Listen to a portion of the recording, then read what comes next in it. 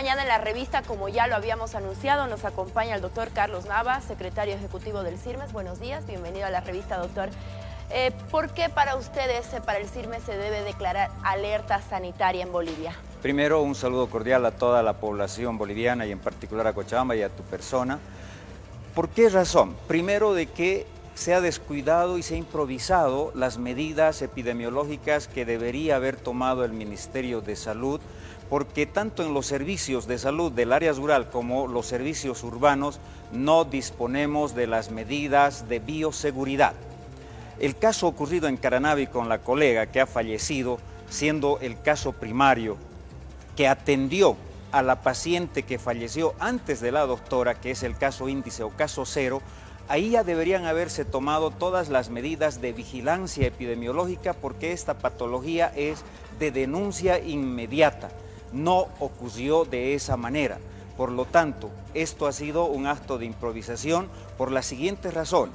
Primero, tenemos autoridades que están sin el conocimiento adecuado del comportamiento epidemiológico de las enfermedades, desconocen totalmente las medidas de prevención de lo que significa la salud pública.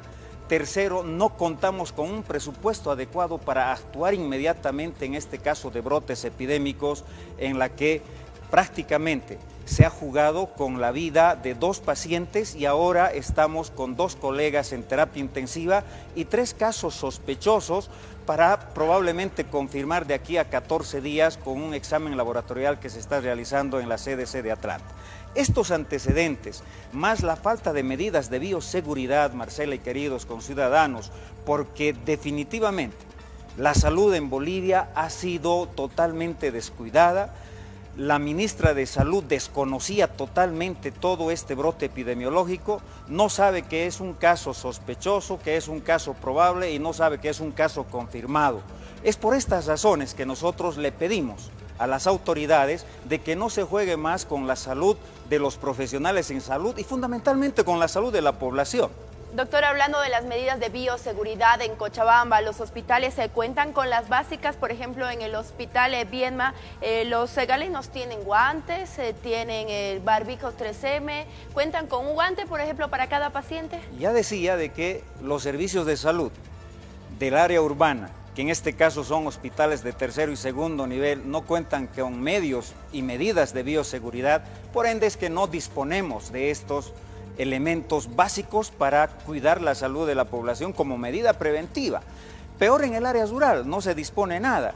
Entonces se está confundiendo prácticamente la labor del médico profesional con la responsabilidad que hoy por hoy pasa a ser negligencia de las autoridades administrativas, cuando el director del CEDES el día de ayer decía que la culpa es de los médicos no haber tomado medidas de protección. Yo le digo, ¿quién es la máxima autoridad de salud en Cochabamba y en el resto de los departamentos, y en este caso en el Beni, que es la zona endémica donde se ha dado el brote? No de dengue hemorrágico, no de chikungunya ni de antivirus. Este caso es muy probable, por la sospecha que se tiene de los 2 colegas y la muerte de la paciente caso cero o caso índice, el caso primario, de una fiebre hemorrágica boliviana, cosa que hasta ahora la ministra de Salud dice que está controlado, cuando ni siquiera conoce cuál es el agente causal viral que ha provocado esta patología que nosotros hoy por hoy estamos sospechando los salubristas de que se trata de una fiebre hemorrágica por toda la sintomatología clásica que han presentado los pacientes. Doctor, justamente eso, ¿por qué ustedes creen que es una fiebre hemorrágica y cuáles son los síntomas? Primero,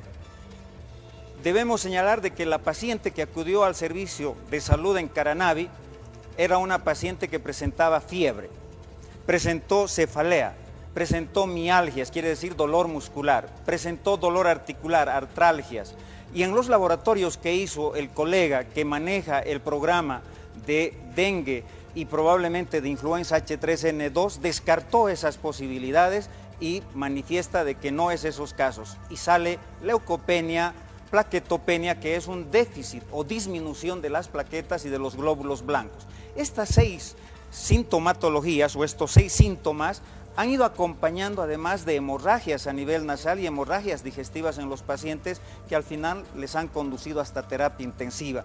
Todo esto, más el sangrado y las petequias, nos conduce a que en la zona endémica donde ya se presentó el año 1960 al 63 las primeras epidemias, reproduciéndose esta epidemia el año 1970 con una muerte de un colega acá en Cochabamba que trabajaba en la caja petrolera, y el 2007 otros casos de epidemia en Santa Cruz y en Cochabamba, es lógico deducir de que por la zona endémica esto es una fiebre hemorrágica boliviana probablemente. Doctor, ¿y para evitar este virus se pasa solamente por utilizar guantes y barbijos? No. ¿O hay otro protocolo en los hospitales? Debería cumplirse los protocolos y las normas en el hospital, cosa que no tenemos.